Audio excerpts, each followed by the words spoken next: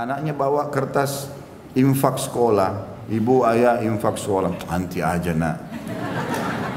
Infak 5.000, 10.000, tidak mau, bakhil. Bagaimana mau kaya ini? Pelitnya luar biasa. Ini tidak boleh ada ini. Mau diterapin nggak resepnya nih? Coba panitia masjid sebentar lihat sunduk ya. Bertambah nggak? Kalau enggak berarti bohong. Ini lewat sunduk 2.000. Minta sama Allah kesehatan, keturunan, selamat dari surga, selamat masuk surga, selamat dari neraka. 2.000. Bagaimana bisa? Wahai muslimin yang bakhil, ini penyakit jiwa, nggak boleh bakhil.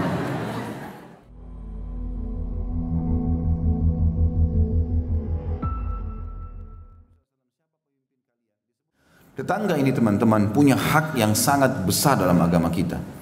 Baik tetangga itu punya hubungan kerabat sama kita atau tidak. Baik kita kenal atau tidak. Seagama atau tidak. Jadi bukan karena tetangga kita Nasrani matiin aja listriknya. Kan Nasrani. Tidak boleh. Tidak boleh. Seorang muslim tidak melakukan itu.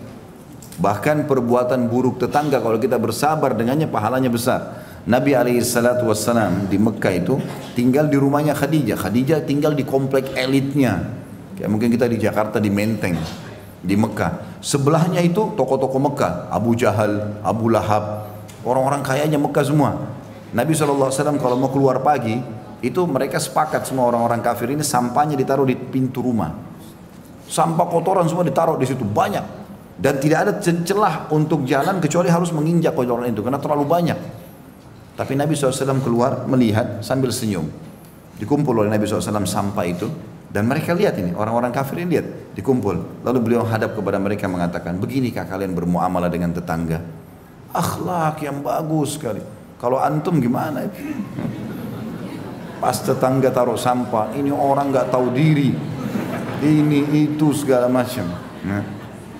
Nabi SAW cuma senyum mengatakan beginikah kalian bermuamalah dengan tetangga, sehingga akhirnya mereka malu sendiri, nggak diulangi lagi sudah, karena Nabi tidak balas keburukan dengan keburukan. Kalau ada orang yang memancing emosi kita teman-teman dengan ghibah, dengan fitnah, kalau antum respon dia gembira karena targetnya itu, memang target kita jengkel. Tapi kalau antum tidak peduli, ya sudahlah, ini pahala buat saya, semoga Allah kasih hidayah, itu bumerang yang besar buat dia. Paham gak ini? Benar. Allah jadi saksi ya. Oh, saya masih mau nagih satu utang dulu. Sudah tulis jalur nasab belum? Itu utang antum ke saya itu. Harus dibayar. Baik, jadi tetangga ini teman-teman punya hak secara syar'i, baik muslim ataupun non muslim. Ya.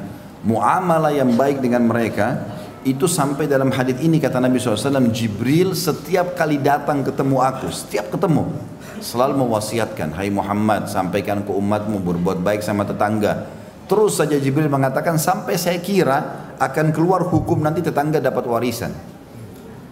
Dapat warisan berarti seperti orang punya nasab. Tapi tentu tetangga tidak dapat warisan ya, cuman saking seringnya diingatkan oleh Nabi SAW, oleh Jibril AS, maka Nabi SAW mengira akan ada warisan. Nanti akan kita jelaskan lebih jauh, masih beberapa bab ke depan masalah tetangga ya. Kita baca dulu kandungan hadis dalam hadis ini. Dikatakan penjelasan tentang besarnya hak tetangga dan keutamaan berbuat baik kepadanya. Apapun sifatnya. Memberikan makanan, menegur, tegur sapa, ya, membantu kalau dia lagi butuh bantuan, mengantarnya ke rumah sakit misalnya, membawa barangnya, membantu apa sajalah yang berhubungan dengan masalah tetangga, karena mereka orang yang paling terdekat. Kalau terjadi sesuatu, naudzubillah, rumah kebakaran, kita lagi safar, ya mereka yang bisa membantu kita, tetangga orang yang terdekat, gitu kan. Bahkan tolok ukurnya, kalau orang itu mau dianggap baik atau tidak, tanya tetangganya, baik nggak dia? Kalau tetangganya bilang, oh bapak itu masya Allah luar biasa, kalau lewat tegur kami, ya tegur sapa, kemudian sering berbagi, orang tahu. Tapi kalau begitu, bagaimana fulan? Wah parah pokoknya. Lewat aja nggak pernah salam, nggak pernah berbagi. Kalau kita kirimin makanan kembali piring kosong. Kenapa ketawa? Tahu diri. Kalau dikasih sesuatu sama tetangga, balikin piring juga ada isinya. Ini terima selalu ada isinya, kembali kosong terus. Kemudian yang kedua, boleh berharap besar untuk mendapatkan kemurahan hati jika mendapatkan banyak nikmat, ya. Artinya teman-teman, termasuk bentuk syukur kepada Allah SWT kalau kita punya nikmat kita berbagi, dan orang-orang yang terdekat punya hak itu, termasuk tetangga, baik itu makanan, pakaian, apa saja. Ya, kita mengirim kepada tetangga. Bahkan ada sebuah kaidah syar'i penting. Ya, dalam masalah fikih, al-jaru ahaqqu bisaqabati jari. Tetangga lebih berhak terhadap penawaran tetangganya. Jadi kalau dalam hukum agama, kalau bapak ibu mau jual rumah, mau jual mobil, tetangga dulu ditawarin. Saking pentingnya hak mereka. Kalau mereka sudah tidak mau, baru antum tawarkan ke orang lain. Tetangga dulu. Saya mau jual rumah saya, mau beli enggak? Kiri kanan, depan ditanya. Saya mau jual mobil, mau jual motor. Kalau mereka sudah tidak mau, baru antum tawarkan ke orang lain. Dengan niat menerapkan hukum syariat, dapat pahala itu. Saking besarnya hak mereka sampai mereka yang kita tawarkan terlebih dahulu. Dan termasuk teman-teman cara di poin kedua ini, cara untuk mempertahankan nikmat. Setiap kali antum mendapatkan nikmat, kalau mau selalu ya grafiknya itu naik terus nikmat itu, maka ingat di setiap nikmat itu ada haknya Allah Subhanahu wa taala. Keluarkan di jalan Allah. Ya. Keluarkan jalan Allah, berapapun nilainya. Misal Allah SWT berikan kepada kita handphone baru, mau bagus beli handphone lagi yang lain, kasih juga orang susah. Walaupun nilainya mungkin belum bisa mencapai sama. Kita beli baju sebagai tanda syukur, kita berikan juga baju kepada orang yang baru. Kita makan di restoran enak, beli porsi yang sama, kasih juga kepada orang susah. Kasih tukang parkir, kasih orang susah. Porsi yang sama, itu nanti grafik nikmatnya selalu naik, gak akan turun. Yang jadi masalah sering grafik nikmat kita turun, drop, bangkrut usaha, ya apalah macam-macam cobaan datang karena setiap ada nikmat kita nggak pernah memberikan jatah di jalan Allah dari nikmat itu. Ada sebuah hadits Bukhari teman-teman, disebutkan oleh Nabi SAW, ada dua orang di zaman dulu sebelum kita, ya, dari kisah Bani Israel, dua-duanya orang saleh nih. Kebetulan kebunnya bersebelahan, kebun mereka bersebelahan. Maka Nabi SAW mengatakan yang punya kebun yang pertama itu melihat lagi musim kemarau nih, peceklik, panas. Orang-orang petani tahu dan pekebun tahu kalau butuh air banyak. Maka lewat di atas kebunnya dia awan, dan dari awan itu keluar suara, kata Nabi SAW. Ini hadis Bukhari. Suara itu terdengar oleh pemilik kebun yang pertama. Dia mengatakan, atau suara itu mengatakan, awan ini bawalah ke kebunnya si fulan, tetangganya dia, dan turunkan air buat kebunnya. Lalu awan itu jalan, dilihat sama dia, jalan terus turun hujan di sebelah. Dia punya kebun di sebelahnya, gak kena hujan. Maka dia pun pergi ke sebelah, diikutin sama dia. Dilihat hujan lebat di tetangganya. Dia tanya, apa yang kau lakukan dengan kebunmu? Sampai tadi saya dengar suara dari awan ini, hujan disuruh turunkan di kebunmu, yang lain tidak kena hujan, cuma dia saja. Maka dia mengatakan rahasianya. Mau dengar gak? Kamis depan aja.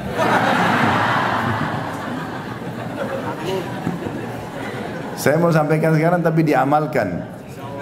Janji. Allah jadi saksi. Karena ilmu kalau cuma didengar percuma kalau tidak diamalkan. Maka dia mengatakan, hasil kebunku aku bagi 3. Bukan modalnya ya, hasilnya saja. Hasil panen kebunku aku bagi 3. Sepertiganya yang paling pertama disebutkan aku sedekahkan. Jadi kalau teman-teman terima gaji 2 juta, siap gak sepertiganya kasih dulu orang miskin? Terlalu besar Ustaz, 10% aja susah. Dipotong saja untuk sedekah 2,5% susah gitu. Apalagi mau sepertiga. Sepertiganya paling pertama saya sedekahkan dulu, langsung di jalan Allah. Sepertiganya saya kembalikan ke modal usaha saya, sepertiganya saya pakai untuk biaya keluarga saya. Karena dia bagi 3 begitu, dia tahu semua nikmat, ada hak Allah situ berapapun yang dia bisa keluarkan, maka Allah SWT berikan hujan di waktu musim peceklik. Dan ini grafiknya teman-teman, ini rahasianya grafiknya naik. Yang saya heran ini, kita udah tahu teori syar'i, sedekah itu resep kekayaan. Kenapa masih belum diamalkan? Kadang-kadang kita heran dengan orang tidak mau bersedekah dan masih negosiasi sama syaitan. Tidak boleh negosiasi sama syaitan. Ada orang miskin minta, kayaknya itu anak pinjaman. Dia masih kuat tuh, ya. Dia masih kuat, pura-pura kali, ya. Apalah, kira-kira apa lagi bisikannya coba? Yang biasa digoda syaitan mana? Yang lucu kita iyakan, oh iya kayaknya. Padahal syaitan targetnya supaya waktu itu tidak dicatat amal sedekahnya. A'udzubillahi minasyaitonirrajim. Kalau kita sudah buka dompet mau keluarin duit nih, ada 5.000, ada 50.000, ada 100.000. Syaitan bilang 5.000 aja. Jangan, tidak boleh negosiasi. Ambil 100.000 kasih. Mulai sekarang belajar teman-teman. Yang belum pernah sedekah dengan jumlah tertentu yang dia masih mampu, coba sedekah dengan jumlah itu. Misal, antum selama ini 2.000 terus, ya. Ternyata pendapatnya bisa, antum bisa keluarin 20.000, coba sekarang dengan 20.000. Bisa 100.000, belum pernah dicoba, coba 100.000. Belum pernah sejuta, coba sejuta. Yang kaya raya 100 juta, coba nilai yang belum pernah. Nanti datang juga yang besar. Makin besar kita berikan, ya. Kalau makin besar keran kita buka di jalan Allah, Allah akan berikan limpahan rahmatnya yang luas. Ini resep sederhana ini. Sa'ad ibn Ubadah radhiyallahu anhu, sahabat Nabi, itu melimpah hasil panen kebunnya teman-teman, sepanjang tahun tidak pernah berhenti kurmanya, sampai kaya raya melimpah-limpah. Ternyata kata kuncinya satu, tiap hari dia panggil anaknya yang paling tua namanya Qais. Terkenal dia sama anaknya, ini orang yang karam, mulia sekali. Dia bilang sama anaknya, nak, bantu ayah habisin uang ini sedekah. Bantu ayah habisin uang ini sedekah. Silakan kau kasih siapa saja, yang penting jalan Allah. Tiap hari ayah sama anak ini ambil dari hasil penjualan kurma, bagi-bagi, buka pintunya. Setiap hari ada orang naik di atas rumahnya teriak, wahai penduduk Madinah, siapa yang mau butuh, kalau kita kayak sembako sekarang, siapa yang butuh kebutuhan pokoknya silakan ambil. Minyak saminnya, gandumnya, kurma, ambil silakan, berapa saja, nggak dibatasi. Jadi tiap hari itu rumahnya terbuka, antri orang ambil semua makanan, tiap hari, nggak pernah habis. Bahkan ini mendatangkan berkah ke kebun, dia tidak pernah putus buahnya sepanjang tahun. Pohon-pohon kurma setahun sekali panen. Tapi ini subhanallah sepanjang tahun berbuah terus dan melimpah terus. Orang kadang-kadang tidak berpikir efek itunya. Orang berpikir seperti kapitalis. Saya ngeluarin kurang. 1 juta saya keluarin 250.000. Berarti uang saya sisa 750. Itu hitungan kapitalis itu. Hitungan Islam tidak begitu. Itu kita keluarin 250.000. Ya, misalnya dari 1 juta masih ada 750.000. Sebenarnya ini 250.000 ini sudah berlipat ganda minimal 10 kali lipat. Itu sudah 2,5 juta. Karena Allah janjikan setiap amal saleh dilipat gandakan menjadi 10 kali lipat. Dalam Al-Quran Allah bilang itu. A'udzubillahi minasyaitonir innal hasanati yudhibnas sayyi'at. Sesungguhnya amal baik itu man ja'a bil hasanati falahu asyru amsalihha. Itu ayatnya. Siapa yang berbuat satu kebaikan Allah akan balas 10 kali lipat. Sampai pernah satu kali datang keuntungan 80.000 dirham. Mahal, banyak sekali uang ini. Ya, miliaran kalau kita uang Indonesia. Yang sekarang uang kita. Di zaman datang, lalu Sa'ad bilang sama anaknya, kita apain duit ini? Apa ini maksudnya kita habisin? Bagaimana caranya ini? Supaya cepat habis, jangan nginap. Hari ini harus habis. Kata anaknya, ayah kita buka aja pintu utang. Baik, teriak di atas rumah. Siapa penduduk Madinah yang butuh utang datang saja. Datanglah orang, ambil 5.000, ambil 3.000 semua. Lalu mereka sepakat, jatuh tempo kapan? Akhir bulan, baik. Dibiarin dulu dalam akhir bulan dalam bentuk utang. Lalu anak sama ayah sepakat, begitu mereka datang akhir bulan katakan sudah tidak ada utang kalian. Jadi begitu datang kami mau bayar, sudah lunas, kami tidak terima uang kami lagi. Ada nggak yang begitu? Kok ketawa lagi? Berarti banyak sekali cambuknya hari ini. Ini 10.000 aja ditagih, kok punya utang? 10.000 sudah matanya belalak marah-marah. Luar biasa. Maka begitu polanya, luar biasa gitu. Pernah satu kali Qais ini dia lihat gudangnya ayahnya lagi penuh, ayahnya lagi nggak ada, diambil sama dia. Naik di unta banyak keliling Madinah. Siapa yang butuh ambil saja, siapa yang butuh ambil saja, iklan begitu. Abu Bakar sama Umar lewat. Ini Qais ini kalau kita biarkan habis harta ayahnya nih. Ini kata Abu Bakar sama Umar ini, mertua Nabi yang siapa tidak kenal namanya gitu loh. Ahli surga di jaman surga, bilang begitu. Rupanya sampai berita itu kepada Sa'ad, ayahnya. Lalu Sa'ad datang di depannya Abu Bakar sama Umar dan banyak orang. Dia mengatakan, wahai penduduk Madinah, siapa yang mau menolong saya melawan Abu Bakar sama Umar? Karena dia telah mengajar anak saya untuk pelit. Padahal Abu Bakar sama Umar niatnya baik. Ini tadi ayahnya belum ada, diambil semua isi gudang, taruh di kuda, di unta, terus dibagi-bagiin. Siapa yang mau ambil, pokoknya ambil. Maka Abu Bakar sama Umar bilang, ini anak habisin hartanya orang tuanya nih kalau begini. Orang tuanya masih nggak ada keluar, gitu kan? Maka ayahnya malah marah kepada Abu Bakar sama Umar. Wahai penduduk Madinah, sampai mau tolong saya lawan Abu Bakar sama Umar nih, ngajarin anak saya pelit. Ada nggak orang tua begitu sekarang? Anaknya bawa kertas infak sekolah, ibu ayah infak sekolah, anti aja nak. Infak 5.000, 10.000, nggak mau, bakhil. Bagaimana mau kaya ini? Pelitnya luar biasa. Ini tidak boleh ada ini. Mau diterapin nggak resepnya nih? Coba panitia masjid sebentar lihat sunduk ya. Bertambah nggak? Kalau enggak berarti bohong. Ini lewat sunduk 2.000. Minta sama Allah kesehatan, keturunan, selamat dari surga, selamat masuk surga, selamat dari neraka. 2.000. Bagaimana bisa? Wahai muslimin yang bakhil, ini penyakit jiwa, nggak boleh bakhil. Begitu kata Nabi SAW itu. Ada sahabat datang, orang-orang Badui, lalu ditanya oleh Nabi SAW, siapa pemimpin kalian? Disebut namanya, si Fulan. Kata Nabi SAW, bagaimana dia? Ya Rasulullah berwibawa, tapi bakhil.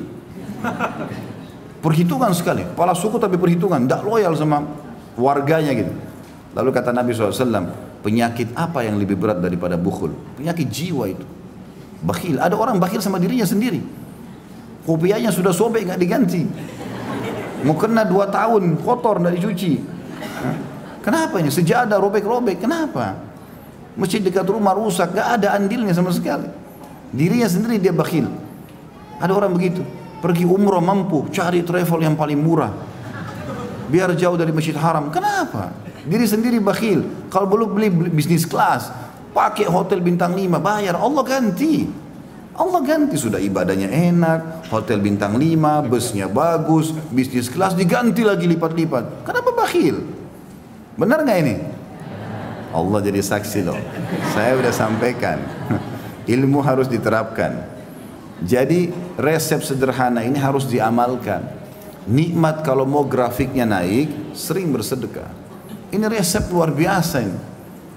Para sahabat dengar kisah-kisahnya di YouTube. Di YouTube itu sudah banyak ceramah saya tentang Abdurrahman bin Auf, Abu Bakar radhiyallahu anhum ajma'in, kemudian Sa'ad bin Abi Waqqas dan banyak yang lain. Kaya raya. Kata kuncinya satu, sedekah. Sedekah terus. Tidak ada hari kemudian mereka bersedekah. Itu selalu dikerjakan. Maka ini harus poin. Dan beda teman-teman orang yang bersedekah. Orang yang bersedekah dengan cara dia yang mencari sumber orang yang mau menerima sedekah, dengan dia menunggu siapa yang minta sedekah. Kalau antum nunggu seperti di komplek ini misalnya, dijaga security segala macam, nggak ada orang miskin masuk. Misal contoh, kapan antum sedekah? Keluar pun sudah langsung masuk tol. Kapan mau sedekah kalau nunggu orang? Ya? Maaf ini yang tinggal di komplek ini, saya tidak bermaksud apa-apa. Bicara secara umum, gitu kan? Karena memang kalau kita mau tunggu orang datang baru kita sedekah. Kalau seminggu nggak ada datang, berarti seminggu aku nggak sedekah. Padahal setiap hari kata Nabi SAW dalam hadis Bukhari, Allah turunkan 2 malaikat setiap pagi. Satu mengatakan, ya Allah luaskan, lapangkan rezeki orang yang bersedekah. Yang satu mengatakan, binasakan dia dan hartanya bagi orang yang bakhil. Ini mesti diperhatikan. Maka kita yang jemput bola, keluar, cari mana nih orang yang berbulu uang, sedekahin, dan kita yang mendapatkan manfaat itu. Ya. Ini yang dimaksud dengan poin kedua. Setiap nikmat menimpa, maka untuk mempertahankannya harusnya seseorang itu mengetahui haknya Allah di situ. Termasuk ini berbagi dengan tetangga tentunya ya, makanan dan seterusnya. Yang ketiga, boleh membicarakan sesuatu yang terbesit dalam hati tentang perkara kebaikan. Nah, ini juga pelajaran lain ya. Artinya kalau sesuatu memang terlintas dalam hati kita dan kita ingin mau menjalankannya, boleh kita berbicara selama memang kita bisa mengontrol, tidak ada riya. Misal suami bilang sama istrinya, saya sudah niat nanti kalau akhir bulan terima gaji, mungkin dari 5 juta gaji saya, 3 juta saya berikan kau, 2 juta saya minta sedekah, saya mau sedekahkan supaya bisa begini dan begitu misalnya. Atau istri mengatakan, saya nanti mungkin mau bantu ibu saya dari ini dan itu. Jadi dia boleh menyampaikan kepada orang yang kira-kira kalau dia meninggal wasiatnya bisa dijalankan. Dan wasiat ini penting teman-teman ya, harus ada wasiat dalam hidup kita. Apapun yang terlintas di benak kita, yang kita khawatir kalau kita meninggal nanti ini menjadi masalah hari kiamat, tulis dalam bentuk wasiat. Utang antum sama siapa, pernah bermasalah sama siapa, ya, kita berusaha minta maaf dan mengembalikan hak-hak mereka. Tapi kalau kita meninggal tidak sempat, ahli waris tahu, oh dia punya utang sama fulan, oh pernah ada masalah sama fulan, tolong maafin ya ibu sama ayah saya. Jadi dia bisa menyelesaikan itu. Kata Nabi SAW, janganlah seseorang dari kalian terlintas di benaknya 3 hari permasalahan yang dia ingin wasiatkan kecuali dia sudah tulis. Jadi wasiat perlu ditulis ya. Kita masuk ke hadis nomor 102, masih bab yang sama, masih masalah wasiat Jibril alaihissalam tentang tetangga. Kata Ibnu Bukhari rahimahullah, Sadaqa mengabarkan kepada kami, ia berkata, Ibnu Uyainah mengabarkan kepada kami dari Amr, dari Nafi' bin Jubair, an Abi Shuraih al-Khuzai radhiyallahu anhu anin Nabi sallallahu alaihi wasallam qala man kana yu'minu billahi wal yawmil akhir falyuhsin ila jarih wa man kana yu'minu billahi wal yawmil akhir falyukrim dhaifa wa man kana yu'minu billahi wal yawmil akhir falyakul khairan aw liyasmut. Terjemahannya dari Abu Shuraih al-Khuzai radhiyallahu anhu bahwasanya Nabi sallallahu alaihi wasallam bersabda, barang siapa yang mengaku beriman kepada Allah dan hari akhir, maknanya adalah dia yakin Allah ada dan dia yakin ada balasannya di akhirat, maka hendaklah ia berlaku baik pada tetangganya. Ya, nanti kita jelaskan ini. Kemudian yang kedua, barang siapa yang beriman kepada Allah dan hari akhir, maka hendaklah ia memuliakan tamunya. Dan barang siapa yang beriman kepada Allah hari akhir, maka berkatalah yang baik atau hendaklah ia diam. Hadis ini ya, mengandung makna yang luas sekali. Dan ini termasuk dalam adab dan tata krama Islam yang harus dijadikan sebagai simbol kaum muslimin. Tidak mengenal dia orang Arab, orang bule, orang Melayu. Ini adalah prinsip dasar Islam. Karena di sini dipanggil siapa yang mengaku beriman kepada Allah dan hari akhir, yakin Allah ada, yakin semua janji Allah benar dia akan terima, maka pesan pertama Nabi, dia harus, bahasa Arabnya di sini ya, falyuhsin ila jarih. Bahasa hasan dalam bahasa Arab ini adalah sesuatu yang terbaik. Jadi kalau ada orang penampilannya bersih, maka orang bilang dia ini orang bersih. Atau tampan, orang bilang tampan. Tapi kalau bergabung antara bersih, tampan, rapi, apalah semua kebaikan-kebaikan, orang Arab mengatakan orang ini hasan. Bahasa itu hasan namanya. Betul-betul dari semua sisi berarti bagus, gitu nggak? Itu yang dimaksud. Di sini teman-teman kata Nabi SAW, siapa yang mengaku beriman kepada Allah hari akhir, falyuhsin ila jari. Dia harus buat yang sesempurna mungkin buat tetangganya. Apa saja di sini? Tutur kata kah, tatapan mata kah, jamahan tangan kah, bantuan, apa saja. Semuanya harus yang terbaik. Itu yang dimaksud dengan ihsan. Dan kita sudah tahu istilah ihsan dalam agama kita adalah sesuatu yang tertinggi dalam ibadah kepada Allah Subhanahu wa taala. Tentu ulama banyak merincikan masalah ihsan ini ya.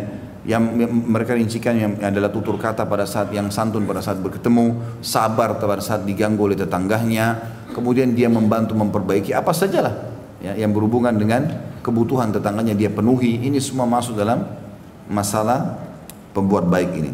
Kemudian yang kedua, barang siapa yang mengaku beriman kepada Allah dan hari akhir, maka dia harus menghormati tamunya. Ini juga kalimat ikram ya, di sini digunakan fal yukrim dhaifah. Orang Arab juga menggunakan kalimat karam ini ada susunannya. Kalau ada orang teman-teman, kalau ada orang minta dikasih sama dia, orang itu dikatakan orang baik. Orang Arab pun mengatakan orang baik istilahnya. Tapi kalau ada orang dia suka memberi walaupun tidak diminta, maka ini namanya orang karim. Beda. Salah satu sifat Allah SWT akramul akramin. Maknanya walaupun tidak minta memberi, gitu loh. Ada orang begitu. Dia silaturahim dengan keluarganya walaupun anak-anak kecil tidak minta dikasih sama dia.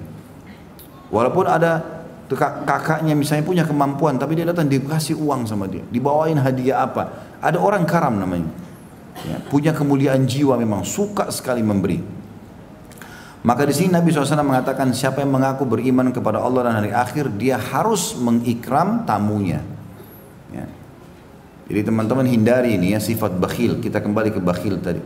Ada orang begitu, tetangga bel atau ada orang bel pagar dari depan pintu. Kenapa? Dari depan pagar. Ya akhi dan ukhti, bukain orang pagar dulu. Silahkan masuk. Dan termasuk adab menerima tamu dalam masalah ikram adalah tidak menanyakan kenapa dia datang. Jangan tanya kenapa datang. Baru buka pintu, iya kenapa? Silakan masuk. Silakan duduk. Tugas kita mengikram. Ikram itu memberikan makan, memberikan minum, pokoknya apa sajalah. Kalau dia tidak cerita apa-apa ya sudah, berarti dia cuma mau datang. Ya kan? Kalau dia punya hajat pasti dia akan bilang. Sudah biarkan saja sampai dia bilang baru kita jawab hajatnya. Itu termasuk adabnya. Termasuk adab dalam tamu adalah jangan tanya mau minum apa, panas atau dingin. Tidak usah, keluarkan semua. Kalau mau karam, mau orang mulia, dia nggak tanya. Dia langsung buatin teh, panas, juga dikasih keluar minuman dingin. Biar tamunya yang pilih. Kalau sekarang tamunya malu, mau minum apa, panas atau dingin, terserah aja. Padahal sebenarnya dia lagi meriang, butuh minuman panas. Nah? Atau dia lagi haus, butuh minuman dingin, cuma dia malu bilang, yang dingin aja. Ada juga orang Masya Allah tidak malu, tinggal bilang, ya saya mau dingin, saya mau panas. Tapi ini adab, ada orang subhanallah punya tata krama, dia nggak mau bilang. Termasuk juga adab orang yang jadi tamu adalah, tentu dia tidak rewel, dia tidak mengatakan, keluarin buat saya minuman dingin ya. Enggak, termasuk adab dari dua pihak memang begitu. Tapi kita sebagai pemilik rumah tidak usah tanya. Tugas kita ikram, ikram adalah memuliakan. Tempat dudukkan di tempat yang benar, berikan makan, minuman, apa saja kita sajikan buat dia. Terserah dia mau pilih apa, gitu kan. Ada orang subhanallah saking karamnya, sampai-sampai dia terakhir sekali baru makan. Dan itu ada hadis yang berbunyi ya, termasuk adab pemilik rumah adalah dia yang terakhir makan. Jadi biarin tamu semua makan. Ini begitu ada makanan enak, dia nomor satu antri. Makanannya numpuk seperti gunung. Takut tetangganya habisin atau tamunya habisin. Jangan urusan. Sampai-sampai saking ikram tamu ini dimuliakan dalam Islam teman-teman. Abdullah bin Mubarak rahimahullah, salah satu ulama tabi'in. Beliau itu sering puasa Senin Kamis. Satu waktu pernah kedatangan banyak tamu, pas hari puasa. Dihidangkanlah sama dia, tetap dia hidangkan. Dia nggak bilang, saya puasa ya. Enggak, dihidangkan sama dia makanan yang mewah-mewah. Tamu-tamunya tahu adab, mereka juga tidak mau memulai sebelum tuan rumah. Maka semua pada nunggu. Abdullah bin Mubarak bilang, silakan makan. Kami nunggu anda. Abdullah bin Mubarak tidak mau bilang, saya lagi puasa. Diambil sama dia, dicuil sama dia roti gandumnya, ditaruh daging sedikit, dia masukkan di mulutnya. Lalu dia mengatakan, ayo silakan. Orang lihat dia sudah makan, ya sudah, orang makan semua kan. Baru dia sibukkan diri seakan-akan lagi sibuk tamu. Ayo saya lagi sibuk dulu ya, urus ini. Dia ke belakang rumah dibuang makanan itu. Yang penting tamunya sudah makan. Begitu. Kalau antum kan kesempatan ada tamu, telan aja sekalian. Kan boleh Ustaz batalin puasa sunnah karena tamu. Mana dalilnya akhi? Kisah Salman sama Abu Darda. Salman sama Abu Darda ini ada kisahnya. Salman ini Al-Farisi pernah bertamu ke rumahnya Abu Darda. Begitu tiba depan rumah, dia lihat Ummu Darda lagi bersih-bersihin rumah, bajunya khusus sekali. Penampilannya seperti orang tidak ngerawat diri. Maka Salman tanya, kenapa Ummu Darda ini? Maksudnya hukum agama kok harus bersih di rumahmu segala macam, kenapa gini? Dia bilang, saudaramu Abu Darda nggak ada hajat lagi sama wanita. Malam hari mulai habis Isya sampai subuh sholat malam. Pagi puasa tiap hari. Kalau puasa juga istrinya nggak bisa dekat-dekat. Nggak ada hajat ini. Nggak ada waktu untuk lihat saya cengkerama ngobrol, nggak ada. Kata Salman, di mana suamimu? Kata Ummu Darda, di masjid. Ada riwayat lain menjelaskan juga, waktu Salman lagi nanya, Abu Darda muncul. Oh, ini saudara saya nih. Dia langsung masuk ke rumah, dihidangkan makan. Rupanya dia lagi puasa. Yang lagi puasa Abu Darda, karena setiap hari puasa kan istrinya bilang, malam hari selalu sholat tahajud. Maka yang terjadi, Abu Darda langsung suruh silakan masuk Salman, dihidangkan makanan. Dia bilang makanlah, karena saya lagi puasa, kata Abu Darda. Salman sudah dengar keluhannya istrinya tadi Ummu Darda kan, kalau ini saudaramu nggak punya hajat dengan wanita, nggak pernah perhatian saya lagi, nggak butuh apa saya, untuk apa dandan, untuk apa bersih-bersih, toh dia nggak sentuh saya gitu. Maka kata Salman, saya tidak akan makan sampai kau ikut makan. Kenapa? Karena kau lagi puasa sunnah, menghormati tamu wajib. Ya. Tapi kasusnya kenapa? Abu Darda setiap hari puasa. Dan Abu Darda tidak memberikan hak istrinya. Itu loh kasusnya. Ini pas hari Senin, ayo makan yuk. Ayo. Kan dia aja. Atau dia bilang sama temannya, kalau kau paksa sih saya buka puasa. Gimana modelnya ini? Jadi kasus Salman dan Abu Darda ada. Dan ini jangan selalu jadikan dalil untuk batalin puasa ini.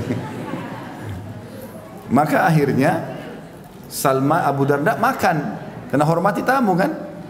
Malam hari Salman minta nginap di rumahnya. Ini Abu Darda ini setiap habis pulang dari masjid, habis sholat isya dengan Nabi SAW, dia pulang ke rumahnya, ganti baju masuk kamar, keluar ke ruang tamu langsung sholat. Dari itu sampai subuh, nggak berhenti sholat.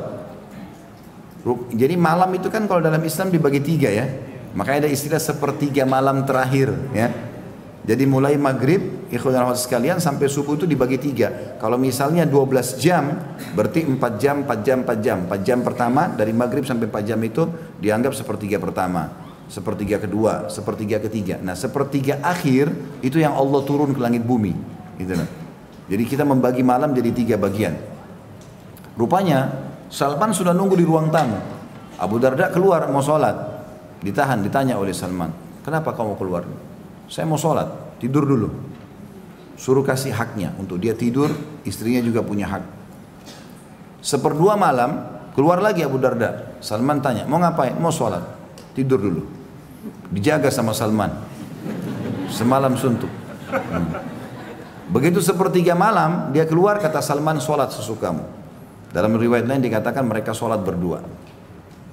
Setelah azan subuh, pergi ke masjid sama-sama, rupanya Abu Darda terganggu nih. Dia langsung mengatakan, ya Rasulullah, Salman udah ngacoin program saya. Kemarin puasa disuruh batalin. Sholat malam biasanya semalam suntuk, ini cuma 1/3. Tapi Salman sebelum pergi ke masjid sudah bilang, wahai Abu Darda, Allah Tuhanmu punya hak, dirimu punya hak, istrimu punya hak, kasih semua haknya. Jangan semuanya ibadah saja kepada Allah, tapi hak istri, hak anak, hak suami, hak tetangga nggak dikasih. Masing-masing Allah sudah kasih porsinya gitu kan. Maka kasihkan semua haknya. Waktu Abu Darda ngeluh dengan Nabi SAW, kata Nabi SAW, Salman benar. Harusnya kau kasih hak Tuhanmu, harus kau kasih juga hak dirimu, harus juga kau kasih hak keluargamu. Kita juga butuh pada saat lapar makan, kita butuh juga rileks, tapi kita juga butuh ibadah. Jadi semua sisi seorang muslim itu menyempurnakan hidupnya. Ya. Itu yang dimaksud dengan potongan ini. Kita kembali ke inti bahasan, berarti tamu wajib dimuliakan. Jangan tanya kenapa datang, hidangkan semua yang ada. Ya. Dan termasuk adab kalau kita yang bertamu teman-teman, kalau kita bertamu dianjurkan untuk tidak berdiri di depan pintu orang ya. Itu termasuk adab dalam hadis. Jadi kalau kita lagi rumah orang, jangan langsung berdiri pas di pintu yang dia buka, di sisi kanannya. Sunnah Nabi di sisi kanan pintu. Nabi SAW mengatakan ke rumah sahabat di sisi kanan. Karena jangan sampai dia buka pintu, istrinya nggak pakai hijab, ada sesuatu di rumah yang dia tidak mau dilihat. Karena kalau kita langsung di situ dibuka kelihatan kan. Ada rumah orang kadang-kadang plong, maka dia berdiri di sebelah. Termasuk adabnya, kalau dipersilahkan masuk, perhatikan kata pemilik rumah. Kalau dia bilang silahkan masuk, berarti hanya masuk sampai di pintu. Ya, jangan masuk ke kamar orang, ke dapur. Ada orang begitu, tamunya, maaf ya sebentar, tuan rumahnya masuk ke kamar, dia sudah keliling-keliling, tahu semuanya, dapurnya orang, taman belakang, bagus rumah kamu ya, ini, kenapa mau campuri rumahnya orang? Tugas kita silakan masuk, berdiri dulu, masuk depan pintu, silakan duduk, tanya, saya duduk di mana? Jangan main duduk saja, mungkin ada kursi yang tuan rumahnya biasa duduk. Kita nggak boleh duduk di tempat seorang muslim, kan gitu. Harus ditanya. Kemudian kalaupun duduk, maka jangan langsung main makan hidangan. Dipersilahkan baru ambil. Kan begitu. Ini ada adab-adab tata krama semua. Ini masuk dalam masalah siapa yang mengaku beriman pada Allah dan akhir, dia harus menghormati tamunya. Yang ketiga, siapa yang mengaku beriman kepada Allah dan akhir, maka dia hanya harus mengucapkan yang baik saja atau dia diam. Dan ini juga penting bagi seorang muslim. Bapak Ibu sekalian harus mulai sekarang programkan. Masa lalu sudah selesai urusannya. Itu kalau salah kita bertaubat, kalau benar kita bersyukur. Saya bahas siang ini, pagi ini sampai ke depan, sampai ajal kita datang. Teman-teman sekalian, yang terucapkan dari lisan seorang muslim harus emas, bobotnya besar, bernilai pahala. Kalau omong kosong diam, tidak usah. Ya. Saya tahu kisah Syekh bin Baz rahimahullah, ulama Saudi, itu kalau beliau terima teleponnya orang, sambil dengarin keluhannya orang itu sambil berzikir. Enggak ada waktu kosong buat dia. Nanti kalau sudah selesai orang itu tanya, baru dia ngomong. Jadi cuma ada zikir atau dia menasihati orang lain. Isinya semua berbobot. Ada orang kadang-kadang berteman sudah 20 tahun, ceritanya sudah itu terus diulang-ulangi. Temannya sudah bengkak telinganya, faham masalahnya. Dulu saya waktu SD begini, orang semua sudah tahu. Untuk apa diulang-ulangin ini? Saya kadang-kadang kalau dulu sama istri saya, ada cerita begini, saya udah 7 kali dengar nih. Cerita yang lain, apa gitu. Tidak perlu diulang-ulangin terus. Apa kira-kira manfaat? Kalau tidak ada diam, udah. Gitu kan? Masuk dalam masalah ini teman-teman, kalau kita bertanya pada orang lain, butuh bertanya pada orang lain, sebelum kita bertanya, tanya diri kita dulu, pertanyaan ini perlu nggak? Kalau nggak perlu jangan nanya, nggak usah nanya sama orang. Jangan biasakan fudul, mencari tahu orang kenapa dia pakai tas biru, kenapa pakai sepatu hitam, kenapa kopiahnya ini biru, untuk apa? Ada hajat nggak? Kalau kita lihat orang di pengajian bajunya bagus, kita memang ingin beli, nanya. Maaf ya bu, maaf pak, saya mau tanya, bajunya bagus masya Allah, beli di mana? Memang kita ada hajat, tapi satu pengajian ditanya, untuk apa? Ini tanya bajunya, ini tanya kopiahnya, ini tanya tasnya, semua dia mau cari tahu. Ada orang begitu, seperti perpustakaan berjalan. Nah, dia tahu semua datanya orang. Apa ini? Tidak perlu teman-teman. Kata Nabi SAW dalam hadis Bukhari yang lain, min husni islamil mar'u tarku ma la ya'ni. Termasuk kesempurnaan Islam seseorang meninggalkan apa yang tidak bermanfaat buat dia. Bermanfaat tidak buat kita? Sebelum bertanya bermanfaat tidak? Karena kata-kata teman-teman sebelum kita ucapkan masih kita pemiliknya. Kalau masih di mulut kita miliki. Mau pahit, mau jahat masih kita miliki. Kalau sudah dilontarkan milik orang lain, kita sudah nggak bisa kontrol. Itu seperti bola liar kemana-mana. Maka harus kontrol, hati-hati. Banyak orang terjerumus dalam kesalahan kena lisannya sendiri. Saya mau cerita sama kamu ya, tapi jangan ceritain orang lain. Tapi semua temannya dibilangnya begitu. Dia jalan seperti orang telanjang, orang tahu semua, oh si fulan masalahnya ini. Biarkan orang tahu antum selalu bahagia, padahal masalah kita banyak, nggak apa-apa. Gitu kan?